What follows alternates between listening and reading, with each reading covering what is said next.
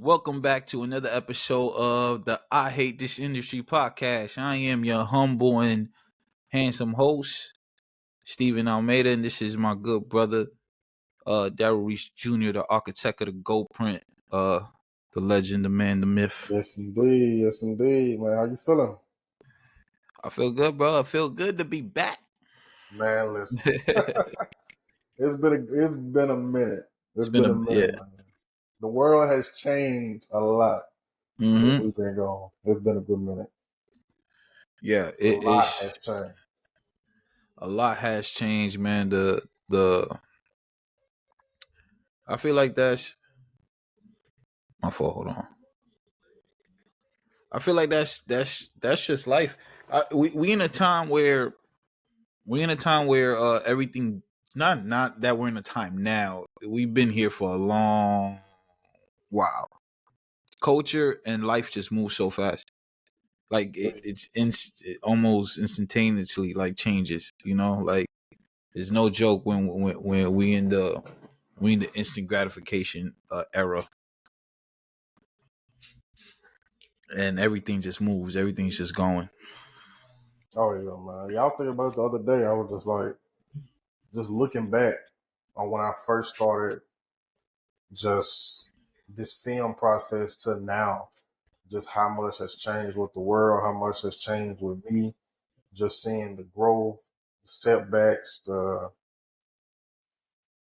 wins, the losses, like just seeing that, and man, this life gonna look different next week, next month, next year, and it's just embracing it and just adapting to it, man. Just create the life that you want to live and build around it. So that's how I look at it.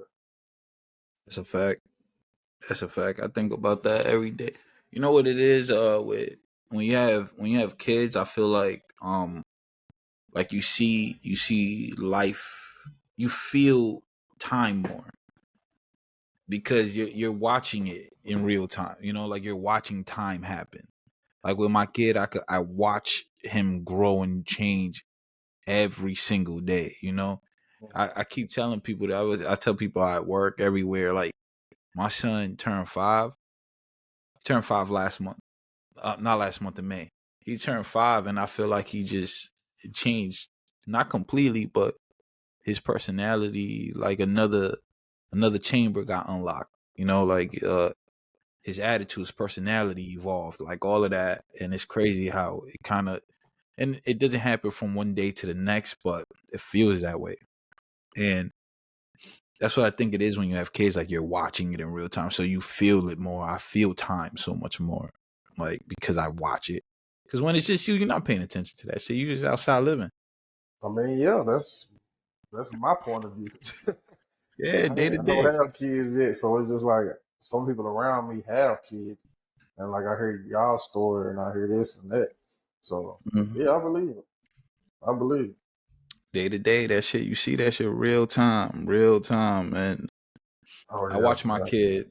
I watch my kid learn new words. I watch him. I watch it. Like I watch it. It's a One of beautiful my thing. favorite things to do in fatherhood is study my kid. For all you parents out there, for all my dads, study your children, man. I study that motherfucker like I'm about to take a test. Like I know his mannerisms. I know what sets him off. I know his ticks. Like, um, I don't know if that's just a me thing. Just I people watch, so I do it to my kid a lot. But it Oh is yeah, I love watching how his brain works. you got to, man. That's important. That's Word. important, man. But what's good though? How was your day, man? Man, it was alright, man. Work was cool. Work was cool. Just smooth sailing throughout the day. Had a few things to handle at work, things like that, but everything going pretty good, man. Lucky you, bro. I had a terrible, not terrible. I have a terrible day, but I did not have a good day, man. I did not. You know, you ever had the kind like when some shit happened right in the morning and you like, damn, man, this like it's about to be a long day. Oh Like yeah, that I shit don't know just where you're set the going with it. Like, just want to get back in the bed and just go bro. back to sleep. Some shit happened and I was just like, I already feel it. And that one incident set the tone for the entire day. And I was like, man, I just couldn't get ahead of the day. Like I just couldn't. I just got overwhelmed the entire time. Just get hit back to back to back with shit.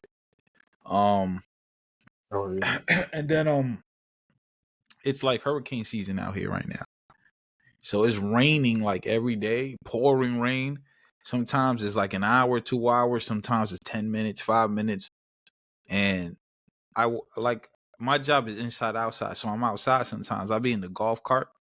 I just get hit with a fucking thunderstorm just for 20 minutes. Damn.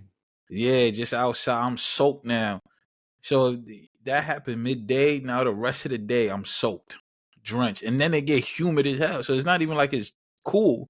Now I'm sweaty, hot, wet, and I still gotta go into people's apartments and fix shit. I got it's That's just crazy. yeah, it'd be wild. It'd be wild. But nah, it wasn't a horrible day. It just wasn't a great day. It was one of those days where you just I beat the day. I always feel that. I always feel like I I did everything I could with what I had. You know what I mean? Like, and I did the best. So I always feel like I overcome the day, but me and the day was fighting today. It was that kind of day at work. Yeah, man, I feel that. I think I had one of those days. Tuesday. It was either Monday or Tuesday when I told you I had that hog. I ate that Mm-hmm. hog. That shit Stomach set you was back. through, man. Like it threw me all the way for a loop. Like, That shit set you back. Yeah. but The that kind of worst is happened trying. like midday though, so it kind of messed up the rest of the day. So I was just like Damn, feeling sick. And that's the yeah, man, worst. that You get was like the all. nausea. You start. Yeah. That's Mhm. no bueno. 70 degrees in here sweating. Bro, I Yeah, hate the man. heat. I don't know how I ended up in Florida. I hate heat. I hate Me hot. too, man. I hate that shit. This Florida sun is no joke. My Oh yeah. sister's like they going to the beach on Saturday, and I'm so thankful I'm on call because I can't go and I don't want to be at the beach. I'm not a beach guy, bro. Fuck I the ain't been to the sand. beach in a minute, man. I'm gonna have to go probably Man, for what? next What weekend. do you got? What business you got at the beach? You like to swim? I ain't been in a minute, man. Just feeling that just in that moment. Like I ain't it's been a Bro, go to the beach on an island somewhere. Like go. That's what I did when I went to Aruba. When I enjoyed the beaches there because it's a nice little vibe. But like maybe I'm also traumatized by New York beaches, bro. Like a New York beach isn't a beach. That's like there's like dead bodies in the sand and shit. Just Ishmael was talking about that the other day. He like, I ain't going to that dirty ass New York beach, bro. That's crazy. the New York beaches is crazy. That shit is you find all types of shit on there I ain't know New York had beaches till like 3 years ago. because they're not beaches. You never hear no good things about New York Beach. That's not a real beach. I think I seen That's that shit on Power or something. somebody put sand there at the ocean. There's an ocean in New York, and somebody decided to dump sand and create beaches. There Probably, are some nice beaches though. probably There them are. Jamaicans, man. Nah, man. But let's get into it, bro. A lot has happened. A lot A has happened lot, since the last man. time we potted, and A lot. um, What you want to start with first, man? I think we got to start with the obvious, man. Diddy is free. The freak offs is back. Baby oil is through the roof. Buy your stocks now. Bio Johnson and Starks. Johnson, man, we lit. Freak off Fridays. That's crazy. He's very much still in a cell. But yeah, man, that Man. I was watching Queen's Flip video around the Mm. time of the Diddy trial. And Oh, and like he I was heard live? the rumblings of people with baby oil. Oh, Like, yeah, that was wild. yeah, I think it was like one or two people. Like I don't think he showed it on the live, but I seen him like in action and all that. And it was just so many people out there protesting and just like it felt like the Boondocks episode when the R. Kelly episode of Boondocks. Like it Yeah, felt yeah, like yeah. that when everybody was outside talking like Yeah. just waiting on R. Kelly to be free, and it's this one girl talking about some I let R. Kelly pee on me. I ain't even trying to make that rhyme, but that's crazy.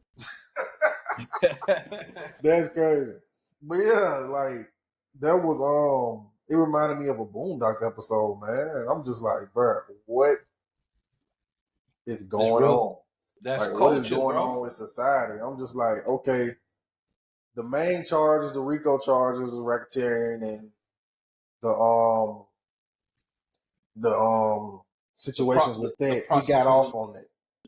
He got off on that. But it was the what? The prostitution, the illegal It was the prostitution prostitute. ring, yeah, and things Yeah, like that. I And which is believe illegal.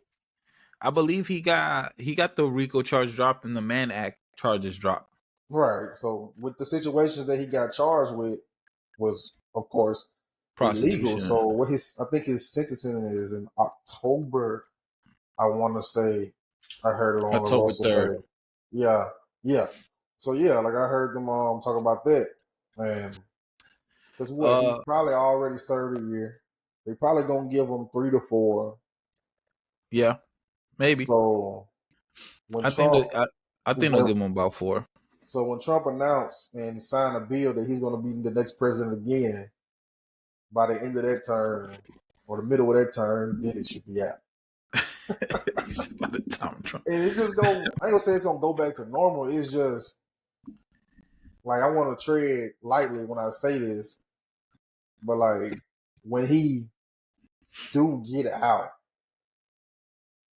and you look at the stuff that he was charged for, I can promise you there's so many politicians, white executives in the music industry, the entertainment industry, that's doing this exact same thing as we speak, and are Yeah. still going to surround themselves with Diddy privately, probably not publicly, but privately.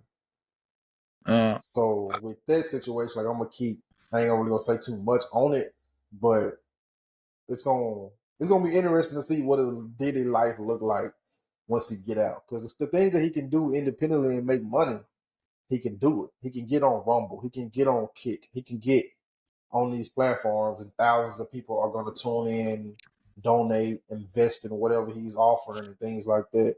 So I don't think he needs any of that. First off, we ain't pod one episode throughout the whole Diddy trial. Um and I feel like it was such a big event in culture. I feel like we might have spoke about it in text, but before we go on, what were your thoughts on the entire trial? Like what, like, because we ain't never really talk about it publicly. At least I don't believe so. right. Um, To be honest with you, man, like because you a more sensible guy, man. I'm wild. Like, I like want to know what you think. to be honest with you, like I seen the headlines, I listen to the Breakfast Club, I listen to these podcasts and things like that. So I didn't necessarily form an opinion on what I felt about it. I was just more so a spectator and just like, okay, this and that, he got charged for this and that. So I ain't really just forming a public or private opinion that I'm like, okay, if he did something illegal, he should be charged for. He should serve time for it. Or Like that's just how I feel in general about any situation. So yeah, just Diddy in general, like it was just me just being a spectator, just watching. Like got you. so, yeah, I that's really what it was for me. I I agree with you. I think like if he did something illegal, he should be charged for it or whatever. Like if he committed a crime. I never thought the RICO charge was gonna stick. True. I just don't, and I didn't pay attention to the trial day by day, but I watched a lot of people who covered it, and that's how I would kind of get my information on the trial. I don't think that I think on paper the state or the feds did a good job of maybe building the case on paper, but I don't think it presented well. I don't think it presented well as far as what a RICO is. I just don't think they you had enough I don't think they had enough to prove that he's running a criminal enterprise. You know, which is what the RICO really is. So I think once that fell through, the Mann Act and all that was gonna fall through too. I feel like those things went hand in hand. And the prostitution shit, I just think was bullshit. I think that's a bullshit charge for him. I think if they would have got him, try to get him on domestic violence, they would have had a better shot. But he wasn't charged for that, right? Nah, he wasn't. That Yeah, he wasn't the wasn't charged charge. But and I don't think he can be charged by that because I think Cassie settled. She settled out of court for a for pretty that, penny, whatever it as I was, would say. that 30 mil, 20 mil, whatever it was that Yeah, she it was got. a pretty penny. Yeah. And I've had this conversation with women. I've had this conversation at with my sisters. I've had these conversations with other people.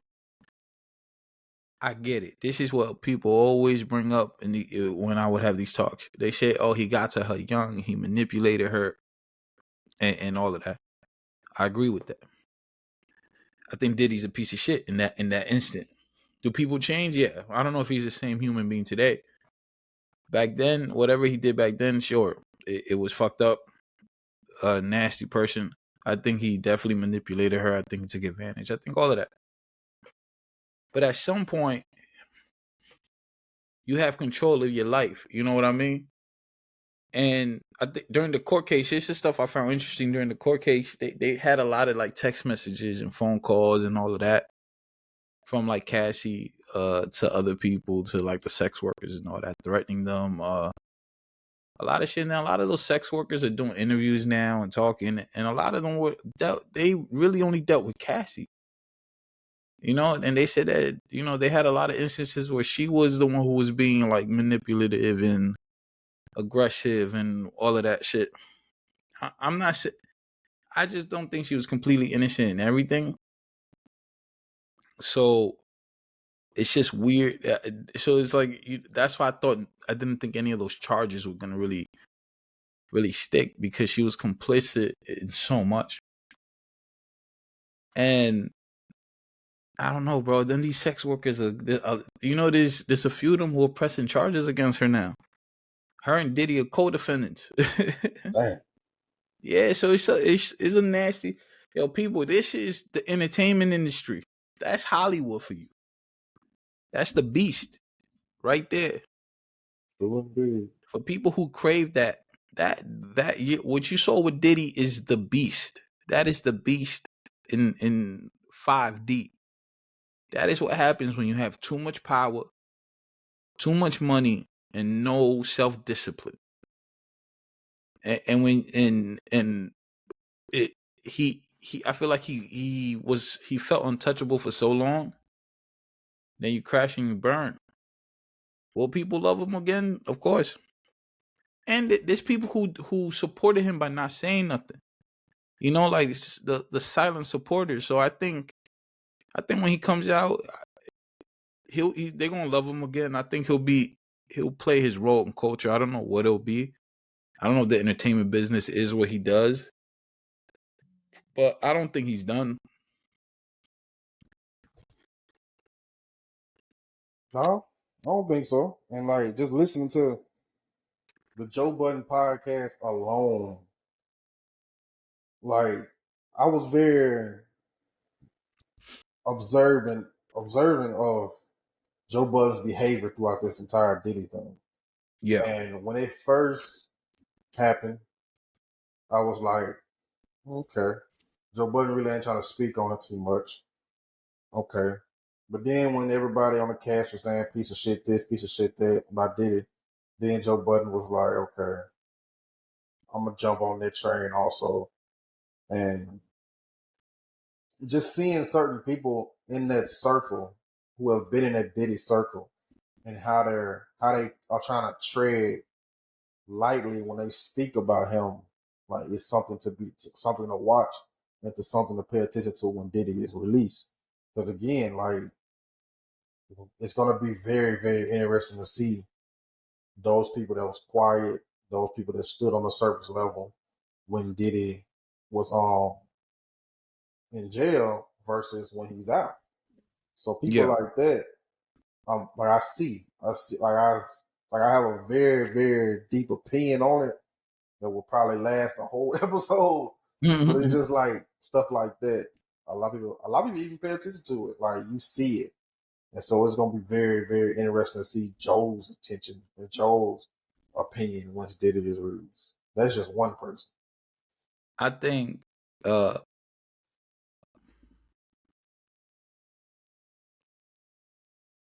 I don't think anybody's above forgiveness.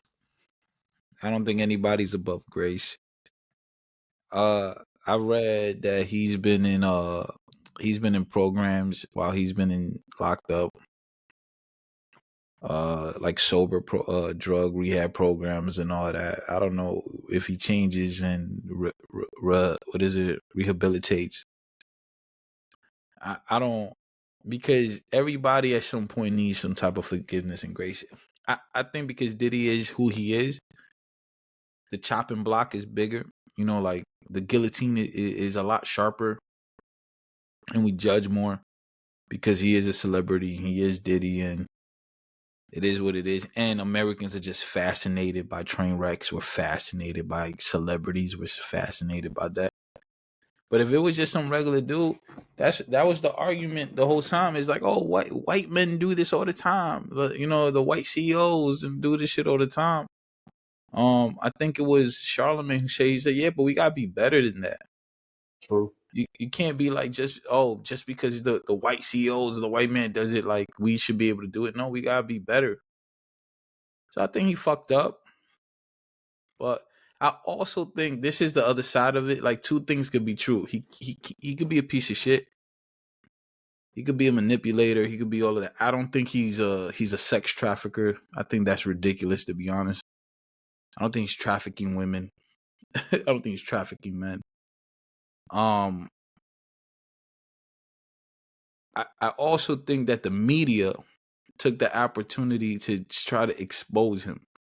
And because so many people were getting paid off of that exposure, you had so many people fall on certain sides and so many media platforms fall on.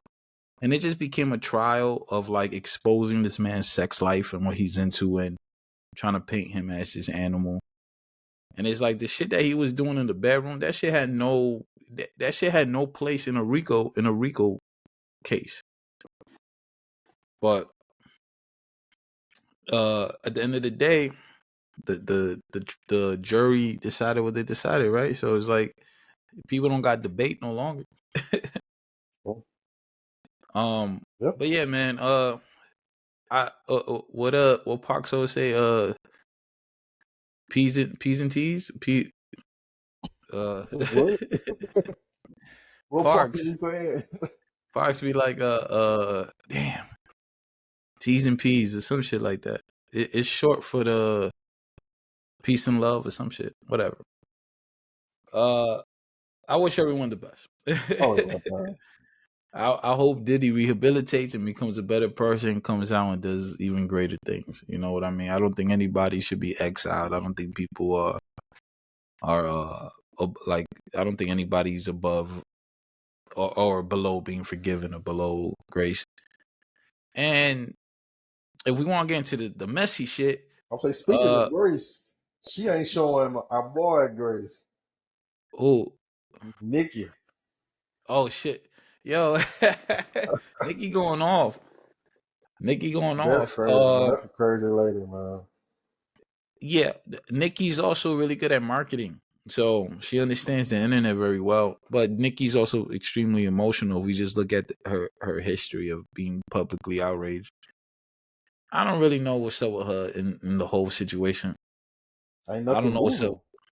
moving. Like she's at a point, and I told the story a while back, and I'm gonna forever tell the story. You look at the alpha in the jungle who has no competition. Everyone Mm. looks at them as the GOAT. Everyone looks at them as the greatest. Untouchable is a big thing. And then when it comes down to someone much younger, someone much energetic, someone who is reaching you on a talent level, comes to challenge you for that throne, it's like you get fragile, you get emotional, and you get because you never happened to you. Like Black Panther, the first Black Panther, when T'Challa was on top. He was the Black Panther. He was the king of Wakanda. And Yeah. then you got this young cat who done been around the world, who done killed multiple people, who is out for revenge, who is out for blood and killmonger, come and challenge him for that throne, and then he dethrones him, he defeats him. So that's how Cardi B did Nicki Minaj. Nicki Minaj didn't have no competition. It's such Like, a you crazy know what one. I'm saying? Like, Nicki Minaj, I mean, that's really what it is. Like, Nicki Minaj didn't have no competition. Like, who was challenging Nicki? Yeah, yeah, yeah. Star, Remy Ma, like it wasn't no competition. But then Cardi B came along, and Mm-hmm. then when Cardi B came along, then a flood of other rappers come along. Sexy Red, Lotto, uh, who else? Yeah, but what that Thousands got to of do them. with her and Hov? So like she gets to this point to where that's what I'm saying. You know, you know what they got to do with the I'm whole just situation. saying we going you going Oh because yeah, I'm not getting there. I'm getting there. I'm getting there. So it gets to a point to where she about looks to say around and the attention is not on her. The attention is not got you. on her. So So you like, think she has to create these things to get attention on her? right, like everybody's getting attention. Cardi B dropping a new album. Megan Thee Stallion's another one. She's in the headlines. Like What is Nicki Megan in the Minaj is headlines for? not the biggest female rap artist anymore. She hasn't been in the past 5 to 10 years. So it's just like she Yeah, trying to but do Nicki an whatever she icon, man. can. Nicki a I mean, legend. yeah, she's an icon, but so is Lil Wayne, and we seen the decline in Wayne over the years. Yeah, So it's just like, but you can't take nothing. You can't take nothing away from them. I feel nah, that's nah, how I nah, feel. nah, nah. I feel Yeah, like those guys get put into their own category. right. Like once you reach that Nikki stature, craves you there. attention though. Nikki You does, but that's what I'm saying. Her public outrages be wild. right. So yeah, once you reach that icon status, you're there. No matter Yeah, if you're R. Kelly or Diddy. Once you reach that icon status, that's or crazy. Michael Jackson, like that is crazy. That is, once you You name just Michael them two was Jackson, R. crazy. Kelly, and Diddy. And Diddy in the All of them same accused sentence of is touching little crazy. boys. All of them. Every That single that one of is them. crazy. That is crazy. But yeah, like once you reach that icon status, once you reach that status, man, you there. So it's just like Once you reach she's that seen status, you that touch she's little. not That's number what you're one saying. anymore. Like Yeah. she's not number two, and she might just be number three. So it's just like she craves attention. So I'm like, okay, I've seen people attack Hove recently in the news, in the media, social media. What can I do right now to get this to garner this attention? And it's just like you look at the situation with Megan Thee Stallion that's associated with Hove,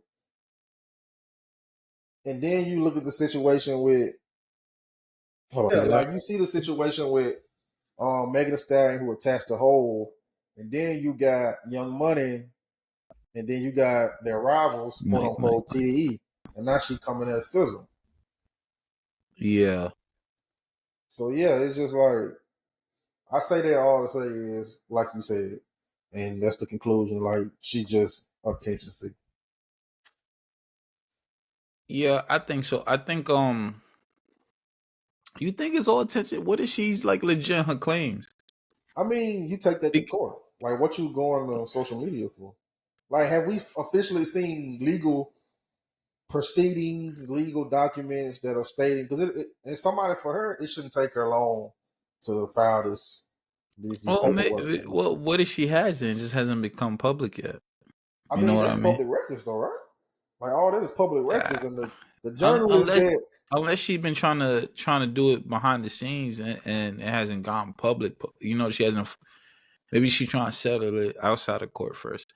I don't know. I just know. I know that the thing is the way she's going about it. I think is whack. Though it's entertaining, so it's like it's hard. Like if we just talking about uh like human shit is like on a human level, it's like that's corny and it's trash. On the entertainment factor, is fun to watch. It's entertaining as fuck. But her gripe is legit. If we talking about artists Right. and fighting for what's yours, it's like it's legit.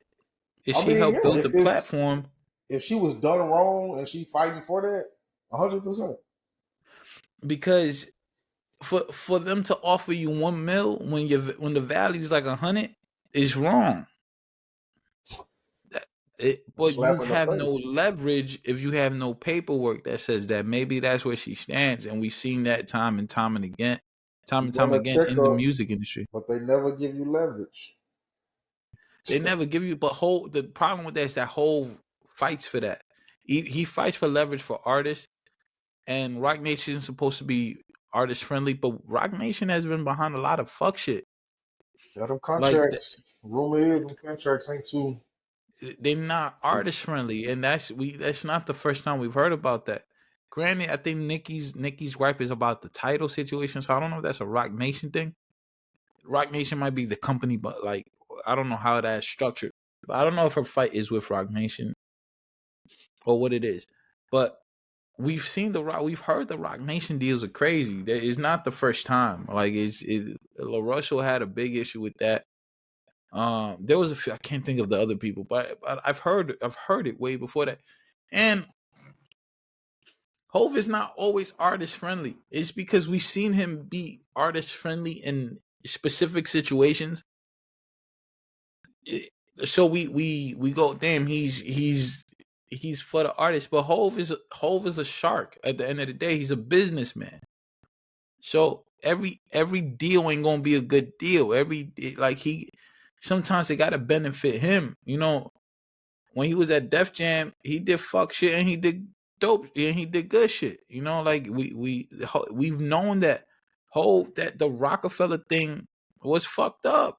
They did Dame dirty. I don't care how anybody says it. Dame got done dirty in that deal. And I get it, Dame was Dame, and maybe he had it coming to him, but he got the dirty in that situation. When they started having meetings without him, when they started doing all that shit was wrong.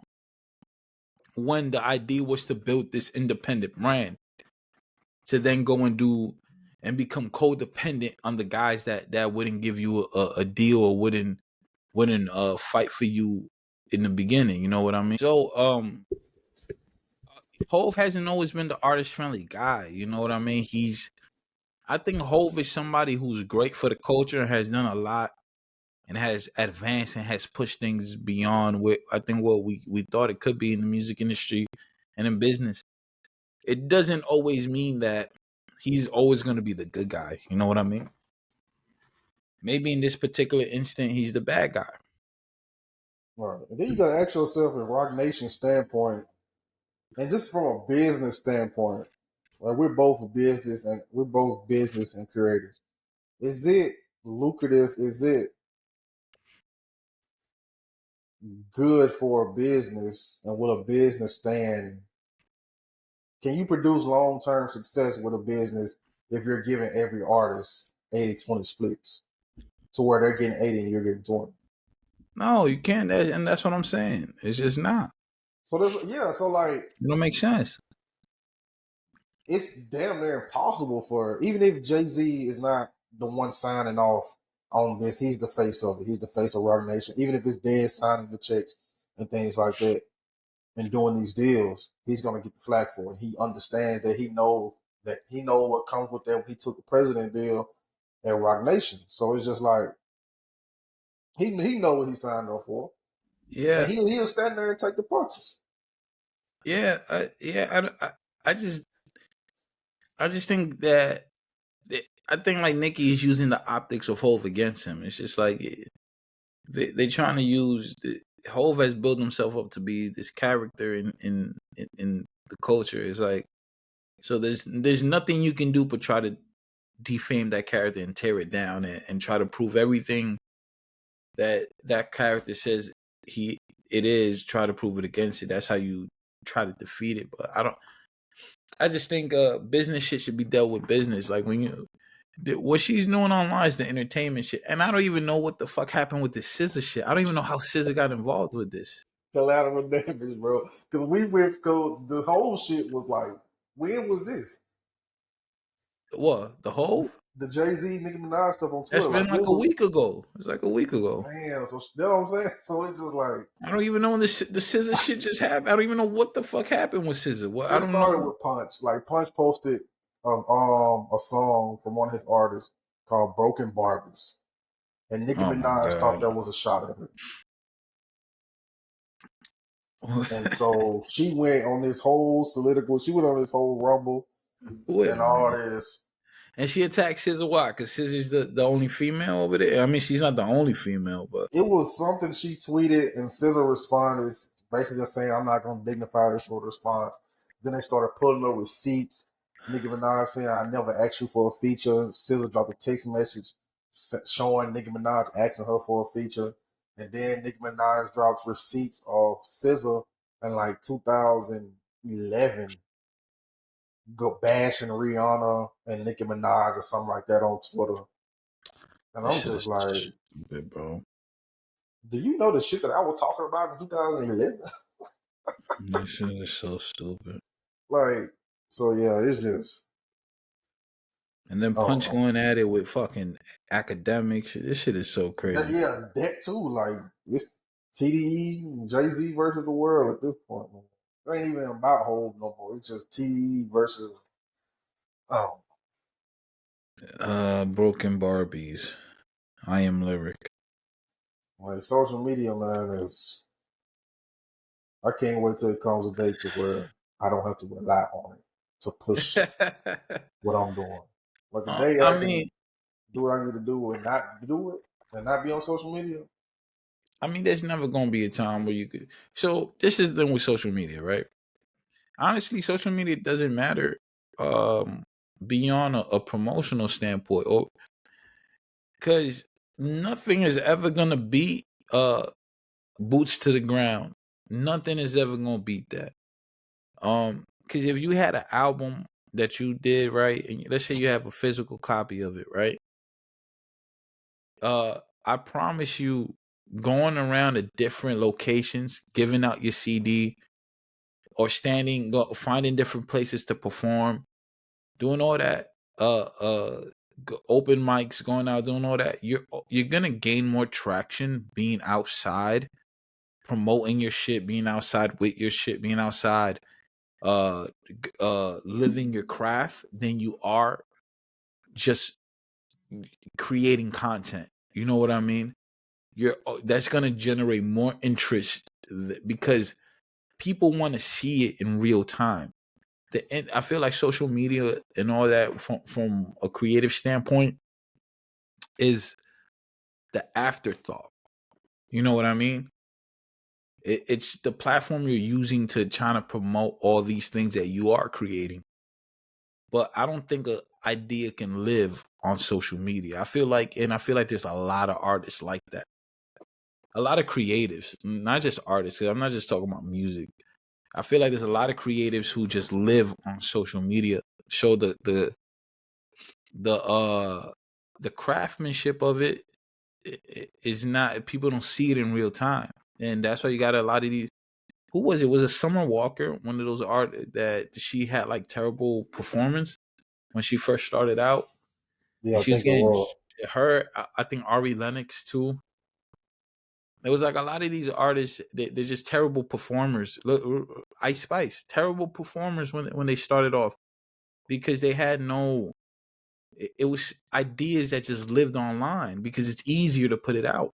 Ice Spice a legend on this podcast. Now you see, well, was I wrong though? That shit fizzled out. Was I wrong? That Uh-huh. last take I had of Ice Spice, I don't even think, I don't know if we put out that episode, I don't but think so. that shit, I Man, was on the fucking money, bro. With the dude taking over Atlantic, was it Atlantic and all of that shit. Ice Spice fizzled the fuck out. Don't nobody, you haven't heard shit from the Ice. She lost weight, gained weight. It's all crazy. That she don't know what she on. Got the She reverse Ozempic. she on the reverse. Bro, she released the last shit I heard. She was like, "I'm thick again because I'm back eating oats." Like, bitch, you ain't stopped eating oats. When like, what's every record you eating some shit to get skinny, to get thick? We don't give a fuck.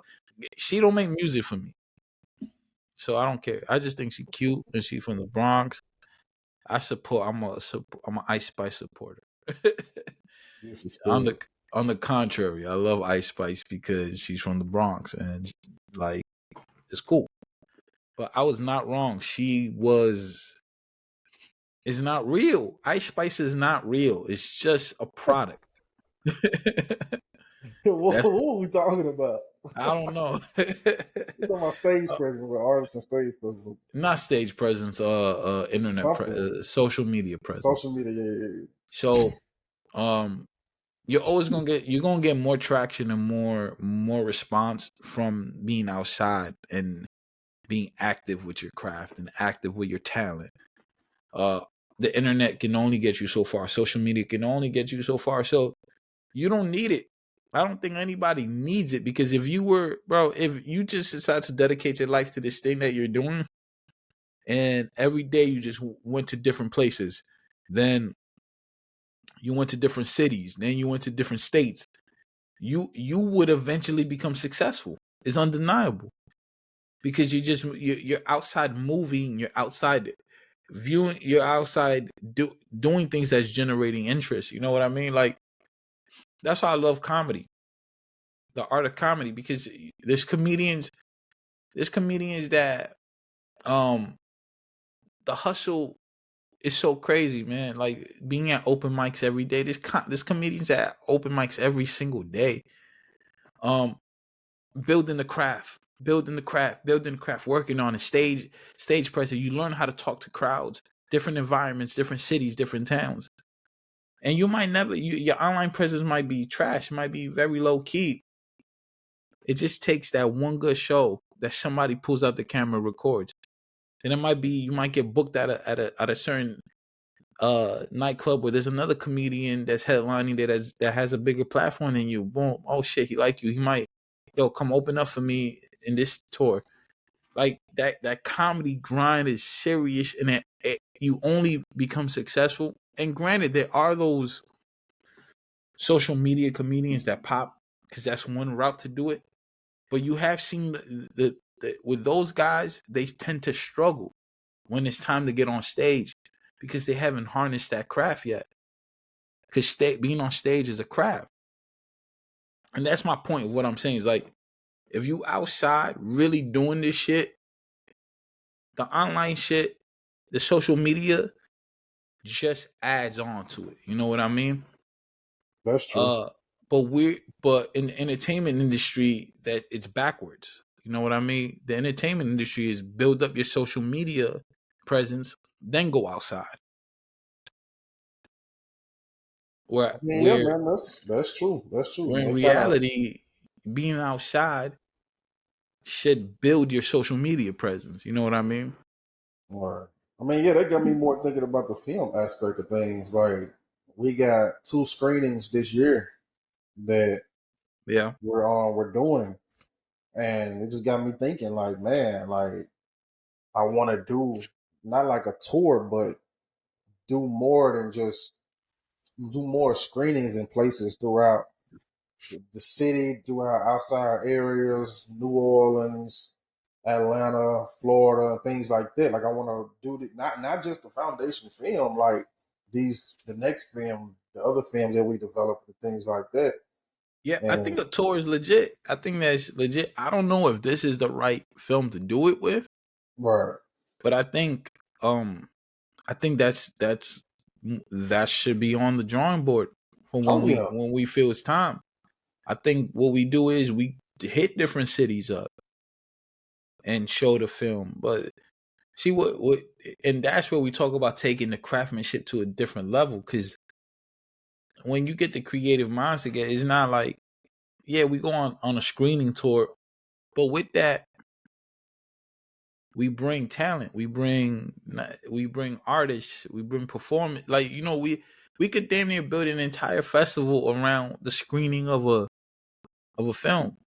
You know Right. what I I mean? mean, yeah, that's definitely put on some on the board. And like with the film aspect, it's slightly different because when you got the music, you can easily book an open mic night in New York or Atlanta, and you from Mississippi or something like that. You can Hmm. easily do that because people are there for that moment, for that vibe and things like that. As far as for a film, it's kind of like, okay, I can't book this venue in a different city and expect me to show up. They don't know who I am. They don't know what this is. And that's the beauty about filmmaking. Like filmmaking is kind of looked at as open mic nights, or filmmaking is kind of looked at as music festivals. When it's all a festival, so it's looked at as at like that. So even with our film being played in Iowa, even with our film being played in Los Angeles last month, like those are ways to quote unquote tour. But you have to have a good film to put it in that festival. You have to have a good That's a fact. film to screen. It's different. It's a difference between getting selected and getting screened. Like you can easily get selected, but are they going to put you in this slot with these other films that they feel deemed necessary to be screened? Right, in the Hmm. open mic night, they may not even care about your talent. If you got $50 or something like that, or $100, they'll mostly take it. So Yeah, like things that's like very that. true. With a film, it's very strategic. I mean, it's good to have a film that's making waves and things like that. But if you have a good film, like it makes everything so much easier rather than I'm just some mediocre artist and just doing an open mic night or something like that. Yep. So Yep. You're absolutely right. It's filmmaking is just a different beast, and promoting film, making a film successful is hard. It's not an easy thing to do. oh, Um, we know firsthand. We haven't even released the film publicly yet. So it's just like yeah, sure, exactly, and I think we're the biggest critics of our own of it. So it's like um, I think when I look at what we did with that film in particular, I think we scored 10 out of 10 is quality. I think we were able to shine in the quality factor. Um and that and this independent filmmaking tends to have terrible quality. I feel like there's a I feel like there's an unspoken culture with that where it's like, oh, we're independent filmmakers, so it has to be gritty. It has to be they gotta represent the struggle.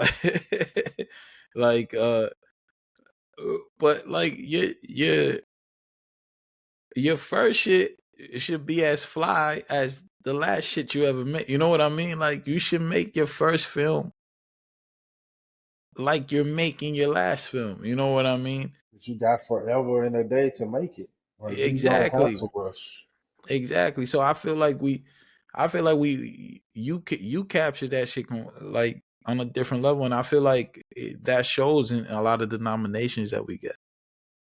Where it's like cinematography, where it's like I feel like is that the one that we get the most best cinematography? As far as selections, Yeah, I mean, overall, best film, short film is our most selections, but cinematography is like right under that. Like yeah, we won an award off that, so it's just so yeah. yeah, and we won what best drama, like so, and even best drama. I feel like we got that because of the tone of the film, not even necessarily the content. So I feel like the tone of the film is dramatic so because because the that storyline itself, it can be it complex to certain people. yeah, and it's dramatic, but I feel like that first film, that this particular film has one dramatic scene. Right. between you and Malachi. I think that's the peak of the drama, That's right? the best one, man. Like from And that's the sound most design powerful to scene. Yeah. oof. But that scene alone is, but the entire tone of the film has a bit of drama. Is noir, is drama. All of that exists in that, and that's what I would say about. There's so many layers to making films.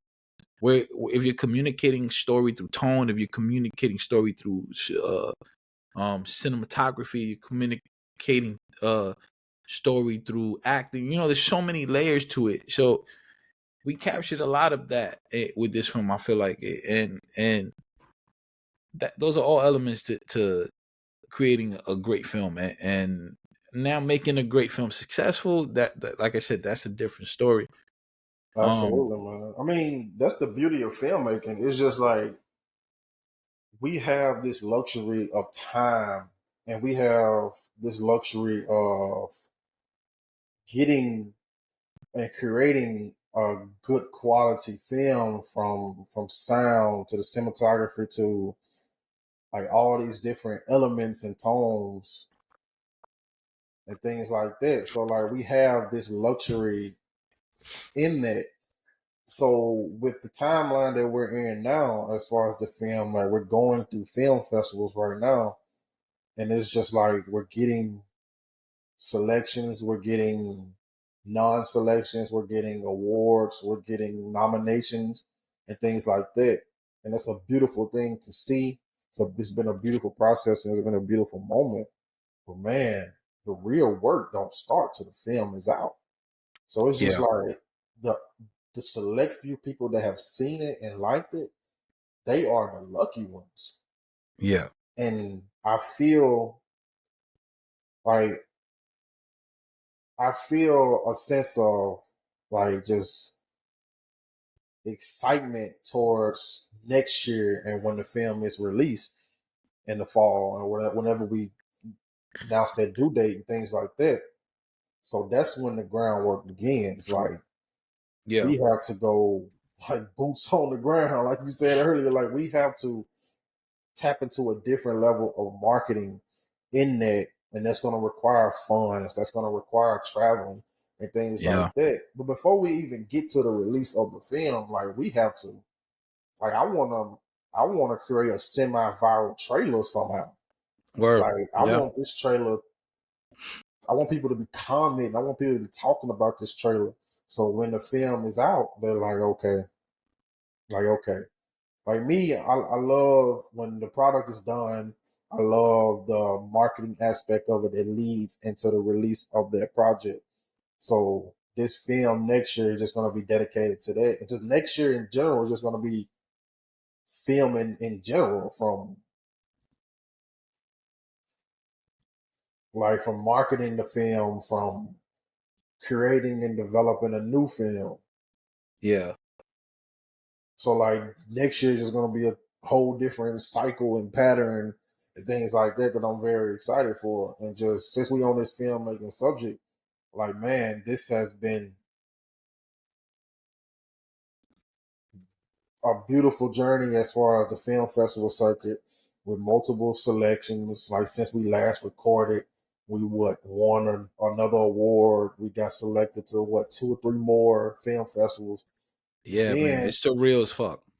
absolutely, man. And what I feel like has been the best moment and process so far has been getting a selection from Mississippi, and that is the Mm-hmm. Jackson, Mississippi Film Festival. And man, the moment like I seen you have been selected to Jackson Film Festival, I was like, man, this is everything. This is beautiful. This is a beautiful moment. Instantly thank God for it. I was just like, man, like this is it. We here. And then I think it was like a day or two later, you got selected to the Jackson Film Festival. I was like, that's 2 out of 2. Like, because we submitted to 3 different categories: best director, cinematography, and best short film overall. So then a few days passed, or maybe it was the next day. Shit, maybe it was all in the same day. It was all a blur at this point. You got selected to the Jackson Film Festival again. So we was 3 out of 3 as far as selections in the Jackson Film Festival. So a few weeks rolled by. Okay. Got the email. Boom. You have been nominated in the Jackson, Mississippi Film Festival for, I think the first category was Best Cinematography, I think, Yeah. in all nominations. Yep. A day later, or 2 days later, boom, you have been nominated again for the Jackson, Mississippi Film Festival. I'm like, hey, we 2 for 2, let's go. Boom. A few days later, you have been nominated again for the Jackson, Mississippi Film Festival. So out of all the 3 categories that we submitted to, got selected to, we was nominated for an award for all 3 categories. And I Which was is just like, man, crazy, like man. all these 4 years of development, just planning, setbacks, anger, tears, happiness, and things like that. Like, man, we here. Like, this is Mississippi. Like, this is our first home state film collection. So I was just like, man, this is truly everything. This is truly beautiful. And I was like, I could stop the film festival run right now. I'll be satisfied. But I'm not, because we still got so much more to go. We still got till March to end the run. And they started sending more emails. We had a group meeting during the selection process, and they talked about the gala awards. They talked about the screenings and things like that, and they announced the schedule. And so they announced the schedule for the screening. We're on the Monday, July 21st slot, and then they announced um also announced the gala event that Friday, which is going to be the award ceremony. And so, yeah, man, we get to watch this film on a big screen this Monday. And I'm sure this clip's going to come out before then.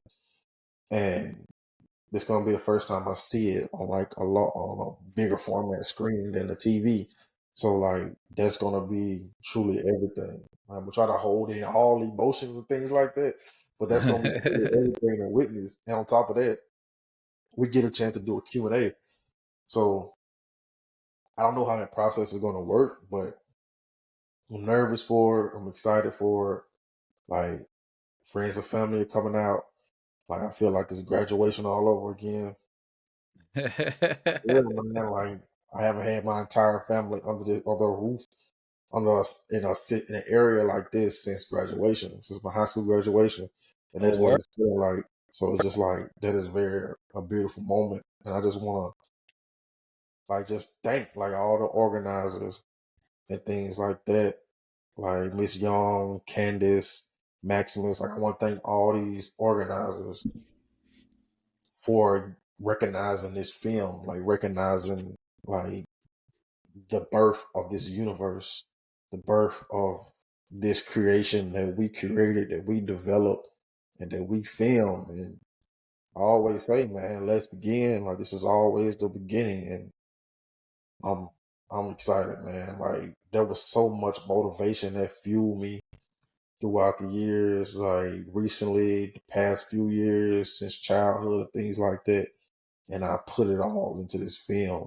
And it's just like, with this being my first like real film, my first narrative piece, it's just like, okay, wait till the next one. So yeah, I mean, there's so many next ones. a lot of next. No, but yeah, uh, I don't think, and nobody's ever really gonna understand how much went into this, or just went into the concept of the idea, or things that have been in development for years. To see it, and I owe it, man. Every time I talk about this film, I always tell people like, uh, this idea, I remember when it was just an idea. Like, I remember when it was just a idea concept, and just trying to work it out, and then how it goes to the back burner for a while. Then you work on it little by little. Then you decide to get serious, and then you get serious, and then like I remember going through every step uh, uh, of making this thing happen, and then when it finally does happen, and then you take it into the different steps of production, then filming, completion, editing, all of these things, to then put it into film festivals, then to get nominated, then to actually winning things, then to see it screening in places, is like, man, that's why I say it's so surreal. It's like a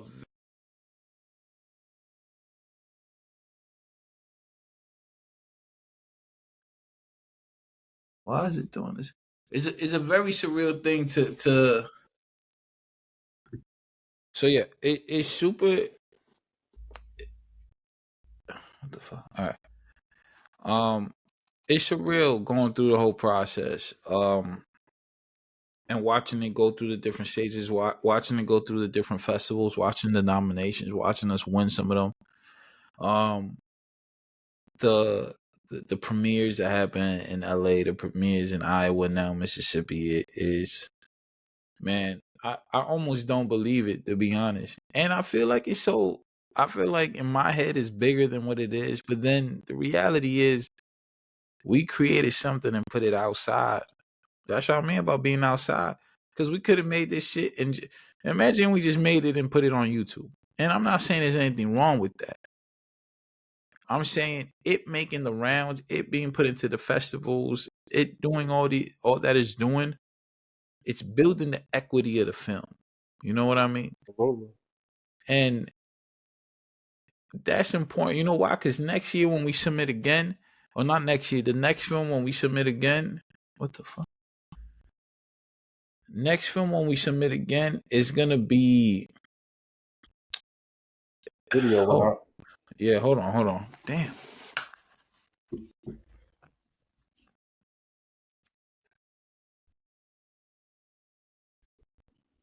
All right, it Well, was pause. oh, okay. Yeah, I don't know what it takes to give you this Start talking quality. shit. This quality footage. I got this shit on boost mode, shooting at like 4K, 6K, whatever it is. This Man, just a shit quick burnt. side note. It's so much shit that I can talk about certain situations, but I'm choosing to like just be a bigger person. That's your problem. Like your your from problem is that you like being the bigger, not me. I've grown over the years, bro. Because it was a phase of my life, like a year, 2 year cycle where I wasn't. Like I was just like, I used to get called the dame out my crew. Like I was the Dame Dash because I talk a lot of shit. I talk a lot of shit. I've calmed down. Um, and just because I'm from that era, and I'm from New York City, I'm from Harlem, New York, where cutting on each other and joking on each other, like that's you come up like that. You know what I mean? So it's like, I have that energy in me.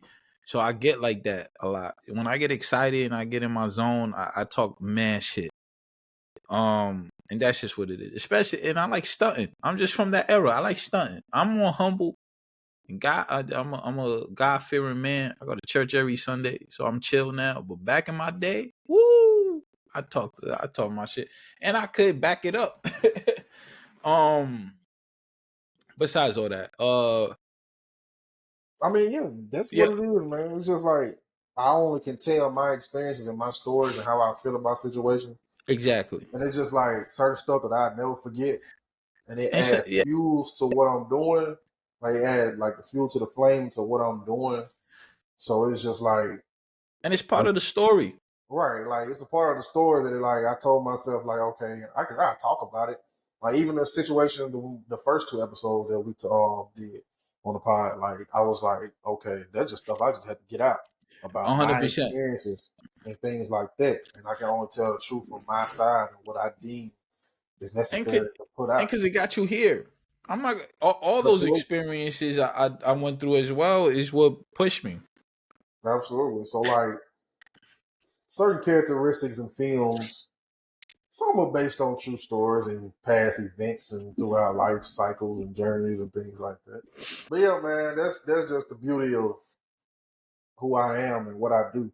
Like It's the that, beauty of that, not giving up, bro. It's the beauty of continuously building and growing and evolving, and it's a testament to success, right? absolutely.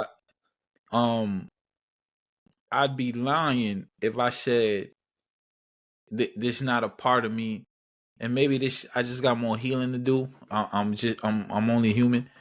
Um, That's not the healed excuse. yeah.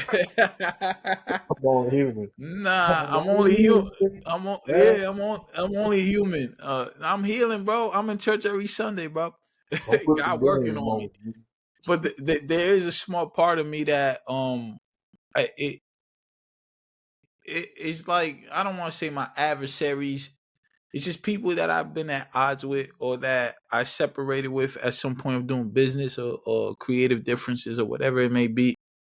There is that small part of me that looks at it and goes, and I look at where they're at now creatively or in business or whatever it may be, and whether they gave up or they don't put anything out, whatever it is, and I go like, it. I'd rather do and show and let that speak for itself. But there is that part of me that goes like, that shit fueled me. That shit. Not that I'm happy. I just go like, yo, it is what it is. Like you're never gonna outwork me, even on my worst day. You're just never gonna outwork me. You know what I mean? And because when I'm not trying, I'm still doing 50% more than what the average human being is doing. You know what I mean? And I'm not. It's not to insult anybody. I'm just saying the average person who's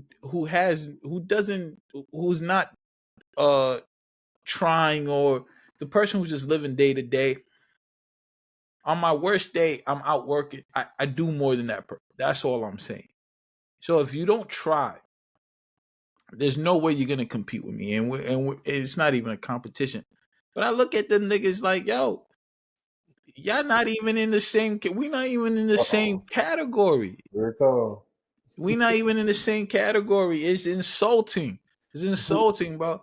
When some of the shit that people have said to me, I remember, and I will look back, and it's like you have to be on your own dick. It's the only way you can even say that. You have to be feeling yourself so much because the work, just the work ethic. If we just looking at work ethic, it's not comparable. You know what I mean? And I don't even bring up people no more because I'm beyond that. But they not there. You're not on the board. You're not on the board. No horses in the race. We not even competing no more. We not even compete. It was funny. I played a record this weekend where I got dissed on, and and the line was, what was it? It was like autumn. It was like autumn house, or autumn is far behind. We ain't worried about that. Something like that. It's like we not even. It's crazy to say that, and we not even on. We far behind where? You Where talking we fall behind? It's crazy. catch I'm about up. I'm about to drop another book just cause. And the Hey, fucking the foundation coming out on Amazon Friday. you know what I mean? Like it just cause. Just in the second book almost done, the third one already in production, the novel being worked on. It it's insulting, and I don't even knock those guys, man. I don't knock that dude that had that issue with you. I don't knock the people I've had issues with. Because in the it's just they not, whatever it is, it's something with them that they not able to accept it, or they're not able to see, because you know what it is, honest criticism. People just don't know how to take honesty. They take it as insult because they too full of themselves. And it's like, if I ever told you was trash, it was because that was honest. It doesn't mean you can't get better. It just means, yo, this is not it right now. And that be the It, unfortunate part when I tell you that and you don't get better. Like, what I'm but supposed to do with that? What you want me to do? You know Why what's you mad crazy? at me? Because you can't improve. And you know what's crazy? I'm right there. You can ask for my help. I'm active. And I'm gonna Like say no. I'm active. Ask for my help. I'll be happy to help you. I'll be happy to help you because I love to see people thrive. But it's that people be full of themselves, man. Everybody think they a star until they fall out the sky, bro. And um, I always look at this film, and this is why this first film is always gonna be something special to me because I took we we started working on this. I was in the middle of a lot of shit. I mean, I had the fire. I moved. Like it was so much shit going on in my life. Finances weren't even right. I was putting up money like in reality when I didn't have it. Um, doing the podcast, trying to be consistent with it, on and off, whatever it may be, just building and developing.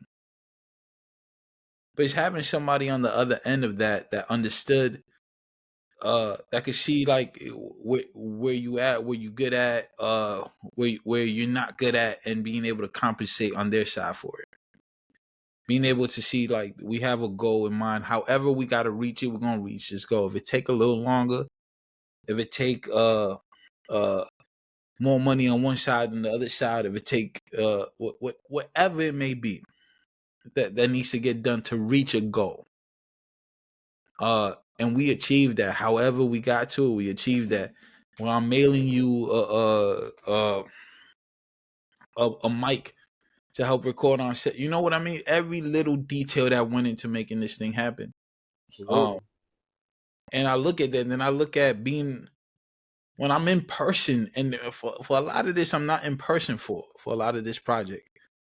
Where I look at all the projects I worked on in the past with a team that I was in person for. I was there hands on. And those people were there, and granted, we created a lot of dope shit, a lot of great shit, a lot of things happened. But then I see when around the time it fell apart, and I look at it as like, damn, it was a lack of understanding or a lack of people being willing to take on more of the weight on their end, uh, laziness, all those things playing to an ego, women in your ear, people in your ear telling you some shit, all types of fuck shit that at the end of the day it leads to nothing. It leads to nothing because then when I look at it, at the end of the day, I'm happy where I'm at. I could look at my shit and be like, damn, in that time frame, I've done so many different things, done projects, done things on my own. And I don't hold that in comparison to nobody, but I look at, I always look at the people around me or people I've worked with. If in that same time frame, I'm not saying it's a competition, but in that same time frame, you ain't done shit.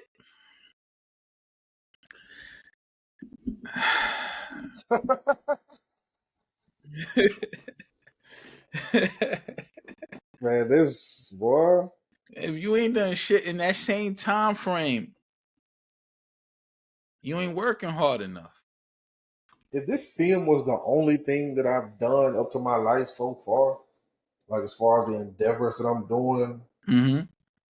even though everything I've done business wise, creative wise, this is the best thing. But it's just like I would be as a filmmaker, like I would be satisfied with just that.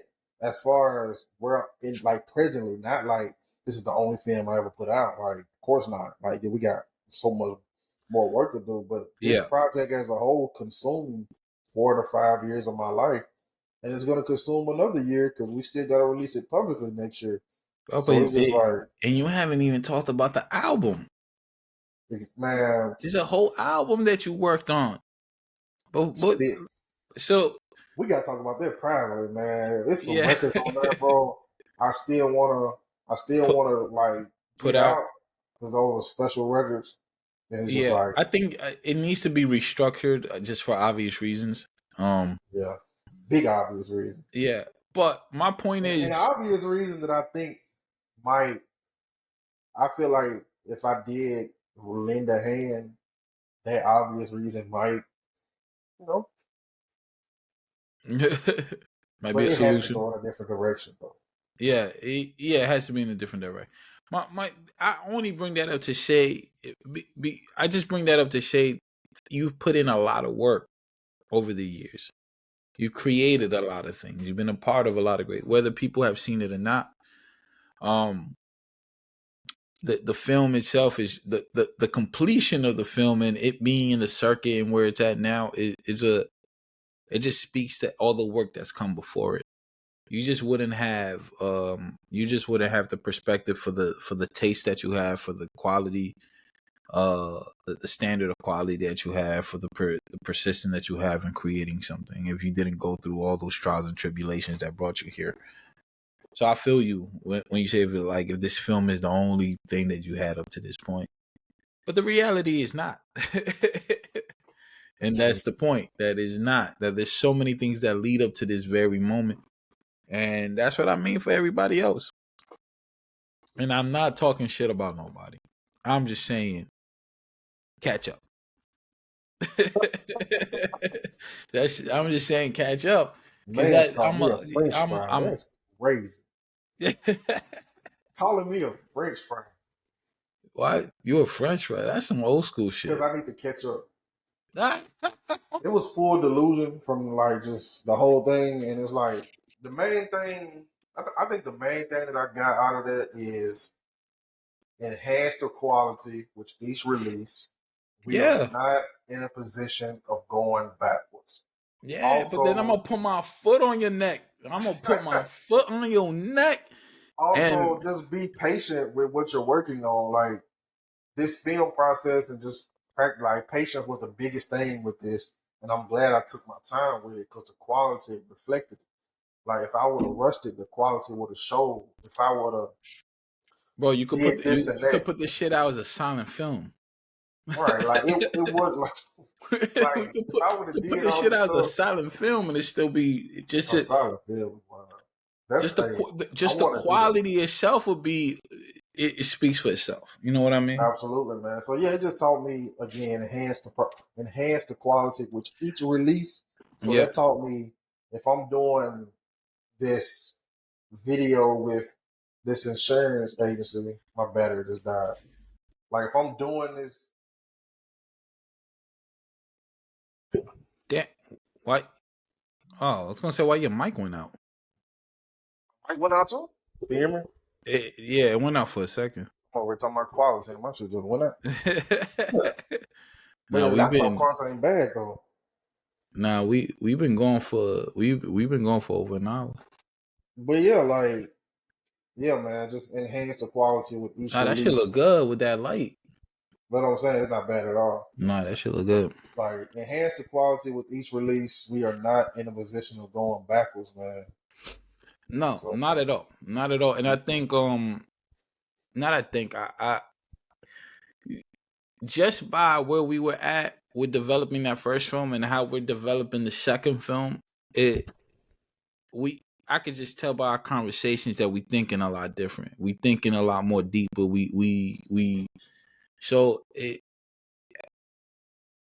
I mean, the second one is going to be so much crazier. And I can't even imagine what the third one is going to be like. It's just a process. It's just a process, and the process is only growing and evolving and getting better. We're only getting better. That's why I say like this first film, I feel like we didn't really even really put our foot in it. Like I felt like it was this thing of like reaching this goal of accomplishing, putting out this film. Right. Like we was the new kids on the block, and just so happened these kids are making noise. Yeah. So it's just like so for the next one I feel is going to be 10 times better. Not only that, then you have this understanding of like you got to go through things. So everywhere we failed at, everywhere we succeed at, the next one is going to be you're going to see those things engineered properly. Oh yeah. I'm excited for the next one. I'm excited for this one. I know a lot of y'all have not seen the film. And I'm excited for people to see the film. And I'm more excited for people to see the film because I'm so excited about what's coming. And that, well, man, and that's just this universe, man. It like I said, I'm working on something that I'm excited for, which I see turning into something turning into film or into a show. So it's like Absolutely, man. I'm excited for it. I just see what's next and what's coming. Um, so catch up, man. Everybody out there, man. All you French fries, man. All you French fries, catch up. All you French fries, catch up. That's crazy. We gonna be, what is it, Jackson, Mississippi, where the premiere is? Yeah, Jackson, Mississippi. Jackson, Mississippi, man. Film is premiering, man, at the gala. Get your fucking tickets, man. If you haven't gotten it, too bad. The I'm just award saying, ceremony is the gala. The award ceremony is the gala. The film premiere that following Monday. So we just the it, 6:40 slot. man, this is the independent filmmakers' dreams. This is what I wish I was going out there. I can't make it because of budgeting and just life shit, but Oh it, yeah, I understand completely, man, man. it's catch up, man. Catch up, We got man. another one. We I'm got gonna order. I'm gonna another order one some next French week. fries, man. I'm gonna order some French fries for y'all. We outside. We outside being successful, and But yeah, man, let me get this camera situated, cooled off, and then we're gonna talk about these clips and how then we can finish yeah, it let's all get up. into this clip. What else we got? I think we touched. Oh, we definitely got to get into AI. Before we get into the clips, let's talk about the AI situation real quick, All right. and then we could. I think there's a way we could transition that into the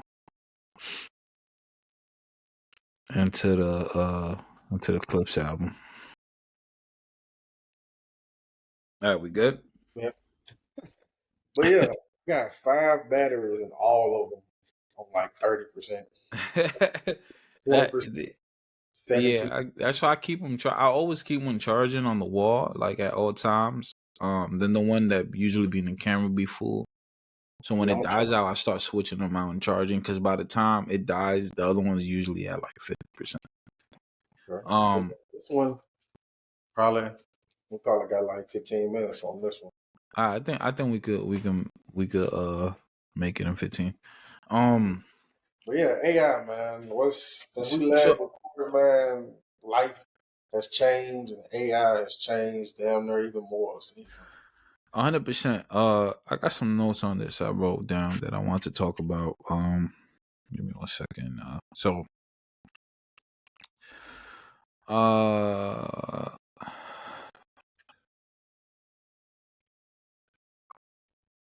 so check this out.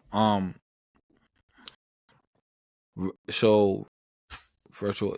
There's an act called Velvet Sundown, right? Velvet Sundown hit over 1 million Spotify streams. And these are my notes. So Velvet Sundown hit over 1 million Spotify streams, prompting industry insiders to demand clear labeling of AI created music to prevent fraud and protect human artists. Deezer has begun tagging AI tracks 18% of uploads and denying royalties for bot-fueled plays. Major labels, Warner, UMG, Sony, are in talks with AI firms like Sono and Udio to license use of catalogs for training and output while legal battles rage over infringement. An EU study argues for moving from opt-out to opt-in copyright rules for AI training, recommending watermarking and fair pay systems.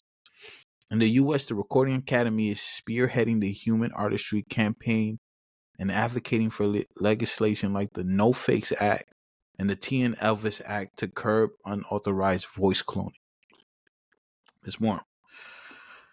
Tools like Google's Magenta plugins, NSYNC, and Spike AI enhance composer workflows, but critics note these can also lead to bland outputs without human nuance.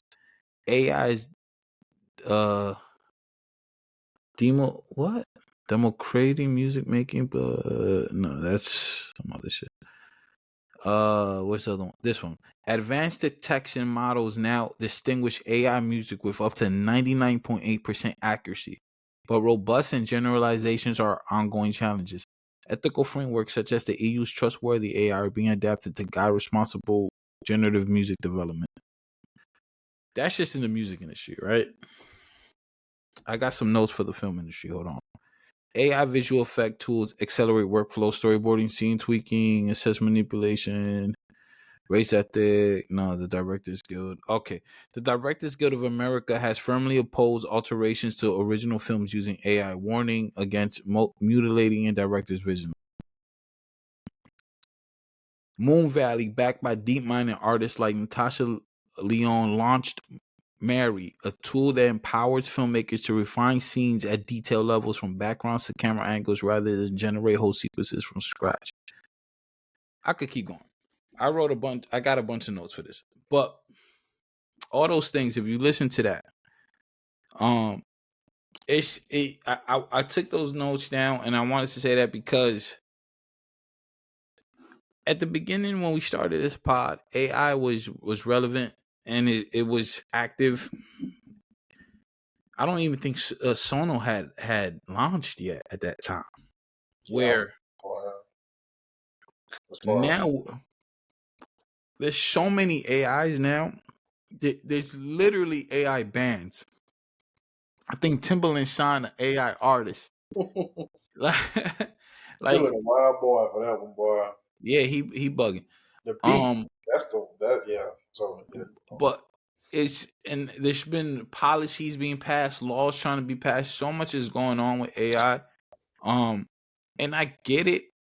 I'm all for any tools that enhance creation.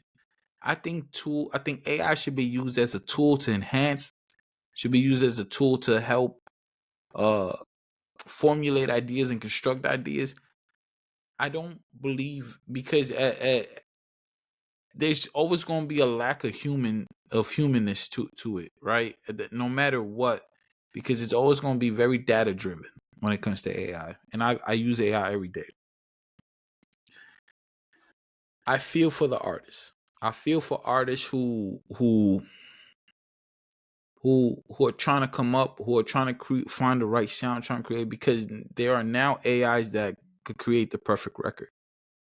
Like I said, there's bands that are getting 1 million plays when there's talented artists that are not even coming close to that.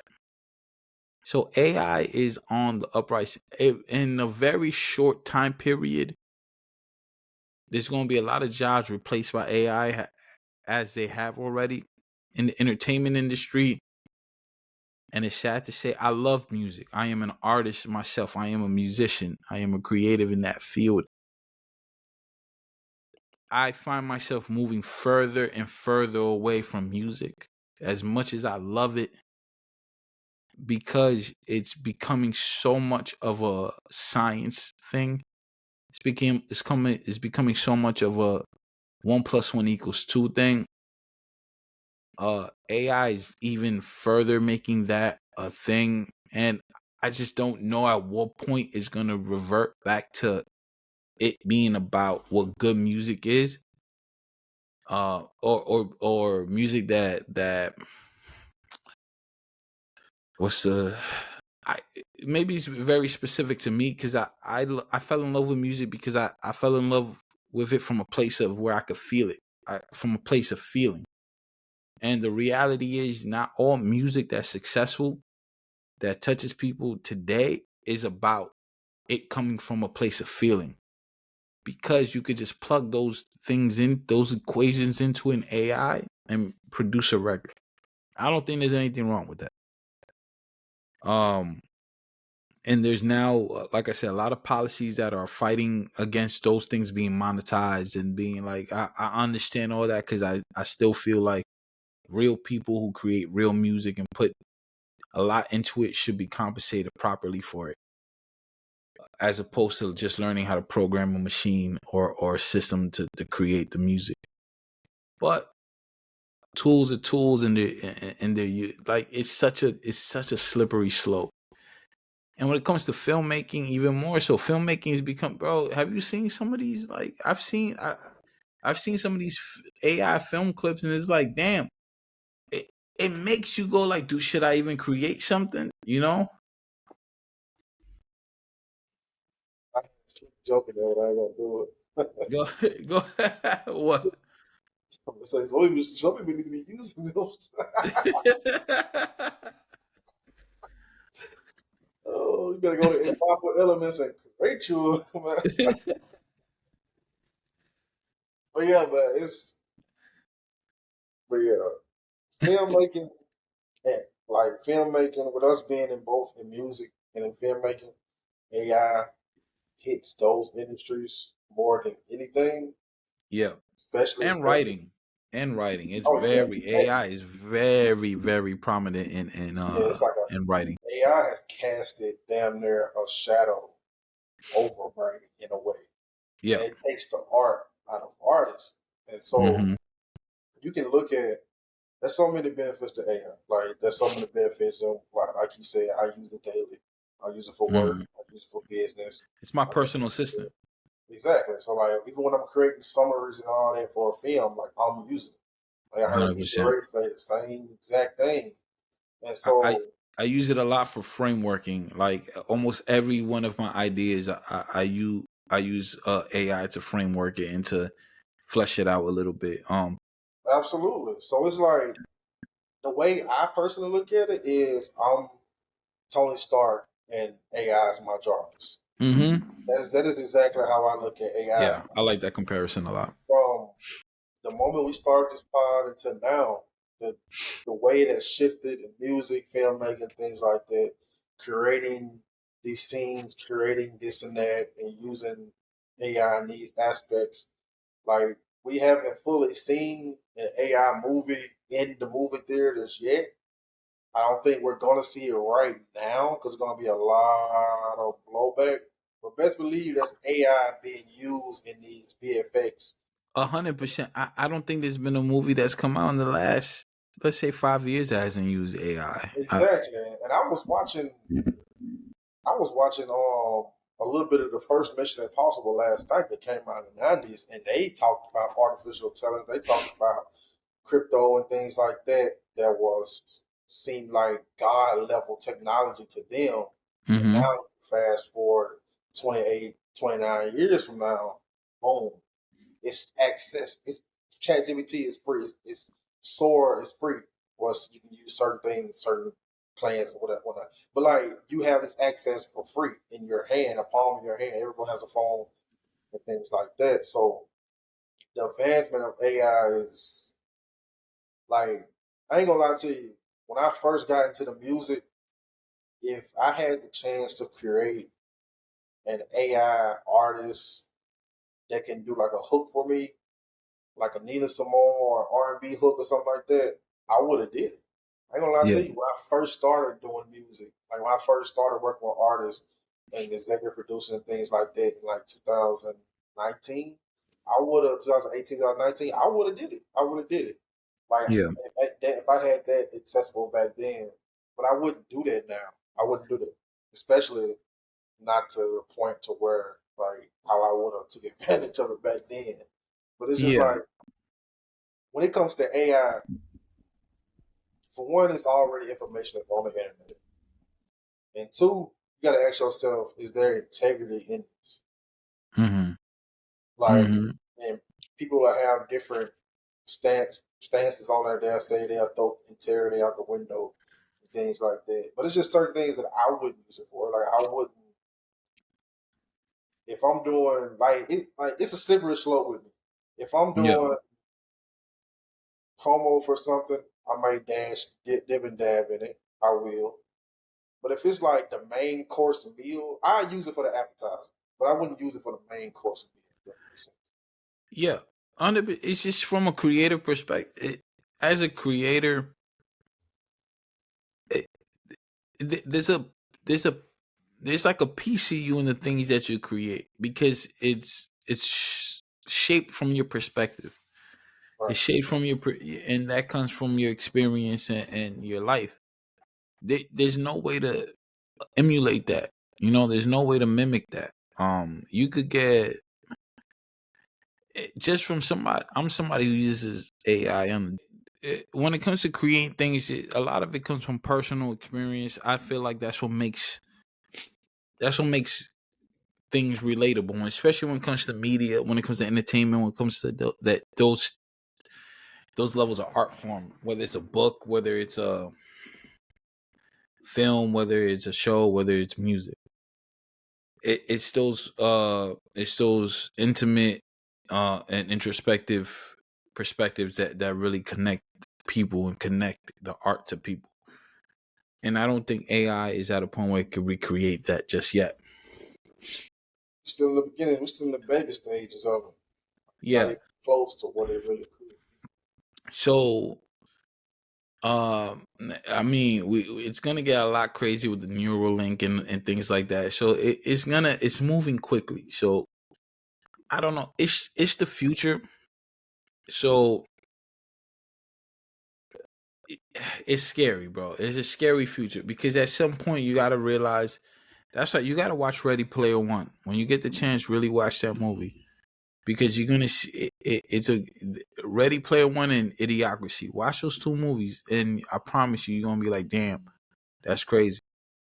Because we're headed in a path where we're so reliant on technology, where we're so reliant on AI that is we're gonna start getting dumber, we're gonna start becoming less um aware. You know what I mean? All these things are gonna start happening. You're just gonna be so codependent on AI and so codependent on technology, just for everyday things. But yeah, I think I read somewhere where study shows people less dumber. They're just less intelligent because you don't need to do the work anymore. You're less creative because you don't have to do the work anymore. Use it to assist you in your creativity. Yeah. But That's what it boils down to. that's what it boils down to. Yeah, I don't. We could do a deep dive, and I think maybe at some point we should do an episode where we kind of break down and talk about some of these platforms and what they're doing because a lot of them are doing amazing things, and we should get into the policies that are being passed and all that. I feel like an episode. We need to dedicate an episode to that. Um, but it's not this one. um, the clips, man. Let's talk about the clips real quick. I love the album. It's one of my I love the album. Contender for album of the year for sure. I'm a Clips fan from back in the day. I'm a Pusha T fan. I come from the era of the banging on the desk. I was in school banging on to the grinding beat. I come from that. Love Pusha. Love Malice. Or No Malice even more so. I love No Malice. Since he's been on his journey and since he's been saved. I feel like the thing he says are that much more powerful today. I love the album. I love the album. The album is amazing. I'm a fan of the rollout. They took it way back to the old school from doing editorial publication promo. They're doing interviews that are just all written. I think it was it Rolling Stones that they did? I can't remember the publication they did. They've been on a very crazy promo run. As they man, they hit the fucking talk about hitting the target, man. They knocked it out the fucking park, man. From doing colors to doing NPR. I just saw them on Bootleg Kev. They on fucking Breakfast Club. I think they were on they Joe on Budden, Joe Debo, Button. D. Yeah, Joe and Jada. I'm sure they did Drink Champs. I think Jimmy Fallon too. Jimmy Fallon. They just hit all the marks. I mean, you can't ask for a better rollout. Um Videos, singles, everything is on fire. And the music is fucking great. All Pharrell in his fucking bag. They doing their thing. Def Jam, you dropped the fucking ball. You dropped the ball, Def Jam. That's UMG, just it. man. That's just it. Because these guys, they don't need much. They don't need much. They need a platform. That's it. They didn't. I'm sure Rock Nation is not behind all of this. This is them and their network. You know what I mean? This is going outside and putting it together. This is what I mean when you outside with your talent. They are everywhere with it. You can't not see these guys, and the music is fire. The music is good. So I love the album. I've had the album on repeat for man. I got a lot of favorites off of it. I love FICO because I'm a Stove God Cooks fan. Which one? The is it the one with Stone got on, right? Stove God FICO, yeah. Is that the one that you don't know what You I don't know what do? I ooh. God. Oh boy, that shit. Man, that's church, bro. That shit be yeah. Stove God Cooks, man. I've been man, those who know. Y'all know when Stove God was with when he was Aaron Cooks. Those who know Aaron Cooks when he was with the conglomerate, when he was under Busta Rhymes. Man, I bet when he was dropping the Yellow God shit, man. If you know Cooks, man, I've been a fan of Cooks since she was a nobody from Syracuse, man. Y'all did not know this dude, man. He was a nobody. And I had all his shit back then, and I couldn't wait. He had very little music out, and I was just like, damn, what happened to this dude? Then he rebranded and came out Stove God, and he got with West Side Gun. West Side Gun in the long run, man. Listen to me. In the long run, West Side Gun is going to be highly regarded as one of the greatest curators in hip hop culture. He's responsible for a lot of dope shit that y'all don't see him. So Stove God, man, fire. I love seeing the looks that he's getting. I love the features he's on. He smoked that hook. Um, Man, I love this album. FICO is fire. All of it is fire, man. I can't. This. I don't. I. There's not one song I don't like on this album. Oh yeah. Let God sort them out, man. I Like guys. remember two things when it was 2007, so that was like 5 years after Grinding came out. Like 5, 6 years after Grinding came out. And I was doing the beat. I was the one doing the in class with the pencil, in class with the banging on the desk. Mm-hmm. I was the Yes, one sir. doing it. So it's just like I remember that as a kid doing it, and then just fast forward to now, the Louis Yeah. Vuitton fashion show. Yeah. So that was what peaked and what lit a fire for me for the foundation of the album. When Really. yeah, when Pharrell premiered and he curated the Louis Vuitton fashion show, and they did there was Voices of Fire Choir, and they did Joy, and then it was one I think a year after that or maybe that same year the Clips premiered Birds Don't Sing with Yeah. Pharrell, and it was no the one before that they premiered Chains and Whips. They premiered Chains Chains and and Whips. Yeah. Yeah. It was Chains and yeah, Whips at the yeah, where he was Birds and dissing Sing Jim was Jones. yeah, one Yeah. with John Legend after that. But they premiered Chains and Whips. That's when Mm-hmm. that whole Jim Jones situation happened. But Mm-hmm. I was like truly inspired by them. Like they played Chains and Whips right after the Joy Choir or after the song came from the Voices of Fire. And it's just like I was tapped in right there. Like I was always into Pusha T's album in the past and like especially the whole verses, the Ross verses and the Kanye verses and things like that. Like I was always into it. And Mm. so when I was like, okay, they finna drop this album. And I'm like, okay, a few of these songs we've heard, okay, they added Kendrick to this record. But man, from like you said, the rollout, from these interviews, man, just hearing Alex talk and just him talking about what God did for him and the path that he took when he stepped away from music and the path Pusha T had to go on from being away from his brother musically for over 14 years and things like that. and it was just like, man, just I was tapped into almost every interview they did, editorial, every moment that they was doing on this rollout, and like I was just like, man, this is what I've been waiting for. Like this was like me just stepping out of this creative funk and this funk that I've been in since February, since we got done with this film. Like Mm-hmm. this music has been uplifting me. Like this has been getting me out of that slowly, and like I'm almost completely out of that.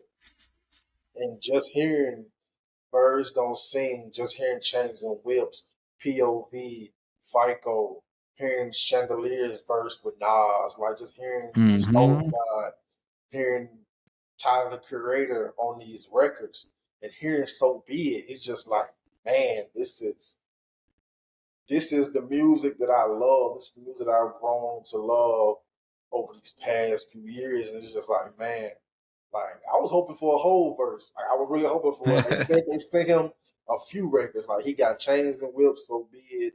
He got a few of these records. And I was Yeah, really hoping for I maybe think if Hove was supposed to be on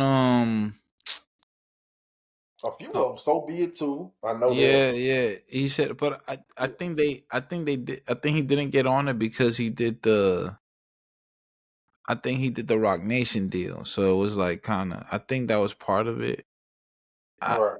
So I'm yeah, not it sure. was just this moment was everything, man. This is a beautiful album. I've been listening to it every day. I've been waiting for Birds Don't Sing to come out and just hearing them because I had it on this I forgot the name of this app, but I had Birds Don't Sing downloaded already on this Yeah. music, but I ain't played it in a while because I knew the album was coming out, and just listening to that and just hearing the perspective, like just hearing Pusha T talk from the perspective from is their mother, and hearing Malice talk about the perspective of their father, and he was just he ended the verse. He was just like, man, what did he say? I love my two sons. That's the code to your phone. Now you're home. Mm-hmm. Like Mm-hmm. all that to come in. The birds don't sing. Like just hearing them verses, man. I can recite them all day, and just hearing them say, like, I was in the driveway. Like I know you miss mama. She never coming home. Chivalry ain't dead. Like chills run Mm-hmm. home. Like by the third knock. Like it's just like just hearing these lyrics and just It's hearing that powerful, man. beautiful, beautiful, Uh, beautiful record, powerful record, man. It was just I, everything. Like hearing Chains and Wills with Kendrick, like everything was done to the T. Everything was done purposely. Everything was done calculated, and just they couldn't have did anything better, man. This was truly a beautiful moment. Man. I, This I is was I was this, talking to my sister yesterday. We were having one of the many intimate conversations we have about family, and I was telling her about the Clips interview at Breakfast Club and how No Malice was talking about that record, the Birds Don't, what is it, Birds Don't Cry, birds don't sing. Birds Don't Sing. And when Charlamagne asked him something, he said, and No Malice was saying how he was good with his parents and they were good the whole time. Like he's saying, like the entire relationship. They've always been good. They've always communicated. They've had a good relationship. And he said how that brought him so much peace when his parents passed because he knew there was good. There was nothing. Uh, we could talk about this new Nick Grant album next time. Is that's what you had on the list? Yeah, The new Nick Grant. personal. Yeah. I listened to it when it came out. But anyway, we talk about it next time. Um, all right, guys, this has been another episode of the I Hate This Industry podcast. I am your humble and handsome host, Stephen Almeida, and this is my co-host, the good brother, the architect of the Go Print, Daryl Reese Jr.